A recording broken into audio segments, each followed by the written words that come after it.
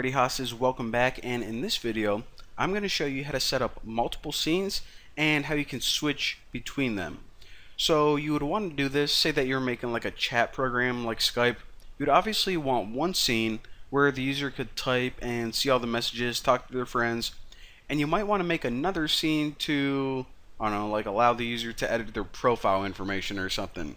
So again, a scene is just a different view, the content inside the window, and if you're thinking about it in like a website terminology, it would just be like a new page. So that's what we're going to be doing. And also, what I'm probably going to do from here on out is I'm going to take this primary stage, which we already know refers to the entire window, and I'm just going to rename it to window. And that's just because I think it's a little bit easier to follow along, and also just think, you know, in your brain, this is actually the window, might as well just call it that. And of course, since this tutorial is switching between scenes, we probably need two scenes. So I'm going to name one scene 1 and another scene 2. Pretty stinking creative. Now to rename your primary stage, just put window equals primary stage. So now we can refer to the entire window as window. Like I said, it's easier to, I don't know, it's just easier on my brain. Now this program is going to be really simple. I'm going to have one scene, and all it's going to have inside it is a button, and the button's going to be like, hey, welcome to scene 1, click the button to go to scene 2. So that's what that's going to do. And in the next scene I'm going to have another button, and it takes you back to scene 1. So really basic demo, but it's going to teach you pretty much the foundation of how to switch between scenes. It's going to be pretty cool. Actually, let me go ahead and add a label. I don't even know if I talked to you guys about what a label is yet. A label is just a little chunk of text. So static text, the user's not going to interact with it at all, just a plain string essentially. So I'll say welcome to the first scene. Alright, now for the button, I'll name the first one button 1, and of course we'll set this equal to new button, and we'll just set the text right through the constructor. Let me scroll down here. So this button will say go to scene 2, since whenever they see this, obviously this will be the very first scene, and clicking it will take them to scene 2. Well, of course we need to add that functionality, and thanks to the last tutorial we know that we can just use lambda expressions. Put e window, which is your main window, the parent of everything.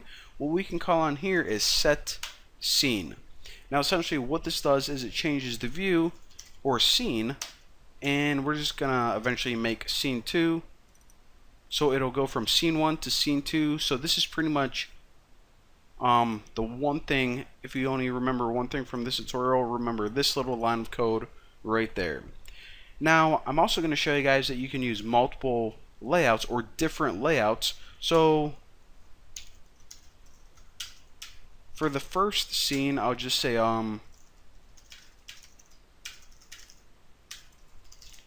lay out everything in a vertical column, and I know that I didn't talk to you guys about like the details of different layouts or everything like that, but just for right now we can use VBox, and we can just name it like a layout 1. And what this is going to do, of course, is it's going to stack all the objects on top of each other. And I'm going to be making a layout tutorial soon to show you guys the difference between VBox, HBox, stack pane. It's going to be explaining all that stuff, but for right now this is a pretty easy one. And also, whenever you make it, you can pass in a value.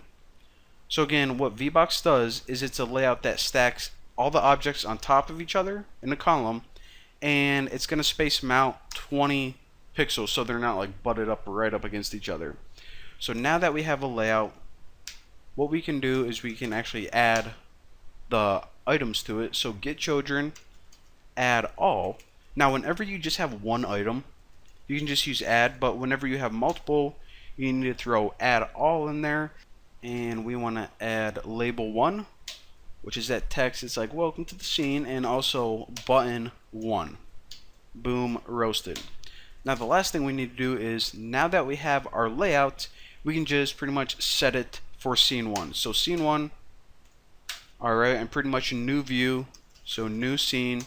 Now you need to give me what layout you're using, how you want things arranged, Well, how about layout 1?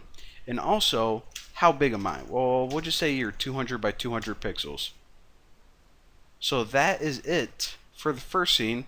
Created two objects, a label and a button. Added the action for the button so it actually does something when you click it. Said this is how we want things arranged, and pretty much set everything up. So now we can just speed right through this. Button 2. Just gonna be real lazy and copy everything. So of course this is the button that's gonna be on the second scene. So button 2, I'll say, what text am I gonna have on here? I'll say this scene sucks.